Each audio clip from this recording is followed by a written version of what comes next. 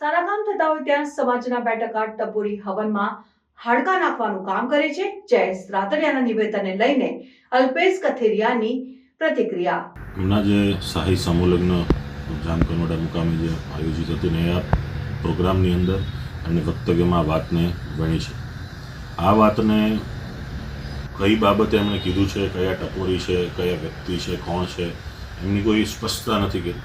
પણ આવા કોઈ પણ ટપોરીઓ હોય કે કોઈ પણ વ્યક્તિ હોય, જયેશભાઈ કે રાદડિયા પરિવારની સામે એ વિસ્તાર કે સમગ્ર ગુજરાતમાં કોઈ પણ પ્રકારની પ્રવૃત્તિ સાથે લેવામાં નથી આવતી અને સાથોસાથ આવા ટપોરીઓથી એમને કોઈ ફેર પણ નથી પડતો. કેમ કે આ વિસ્તારમાં એમના પિતાશ્રી આવા કેટલાય ટપોરીને બહુ ભેગા કરી દીધા છે. એટલે કોઈ પણ આવા અસામાજિક તત્વો કોઈ પણ પ્રકારનું નિશાન ઊભું કરતું હશે તો એને પણ સબક શીખડાવી અને શાંત કરી દેવામાં આવશે. અલ્પેશભાઈ, આપ પણ આજે વિઠ્ઠલભાઈ પ્રત્યે ઘણા વફાદાર રહ્યા છો અને એમનું માર્ગદર્શન પણ મેળવ્યું છે. કઈ રીતનું ચરિત્ર હતું એમનું આખું અને કઈ રીતે જયેશભાઈને તેનો ફાયદો મળી રહ્યો છે? વિઠ્ઠલભાઈ છે એ ખૂબ સામાજિક રીતે અગ્રગણ્ય વ્યક્તિ છે.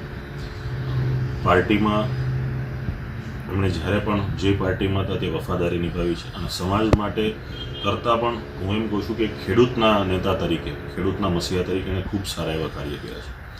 જ્યાં આપણા પવિત્ર ધામો છે ત્યાં ગુજરાત બહાર પણ પવિત્ર ધામો છે, સૌરાષ્ટ્રમાં ગુજરાતમાં પવિત્ર ધામો છે, ત્યાં ભવન બનાવવા લોકોની વ્યવસ્થા કરવી અને એના સૌરાષ્ટ્રમાં કહેવત હતી કે એમના ડેલે ગયેલો વ્યક્તિ ક્યારેય ખાલી હાથે પાછો ન આવે.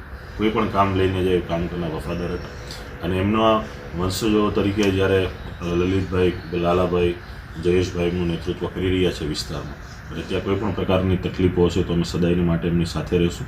અને આ પરિવારે આ એક સમાજને નહીં સમગ્ર ગુજરાતીઓને ઘણું બધું આપ્યું છે, ત્યારે અમારી એક જવાબદારી બને છે અને કર્તવ્ય પણ બને છે.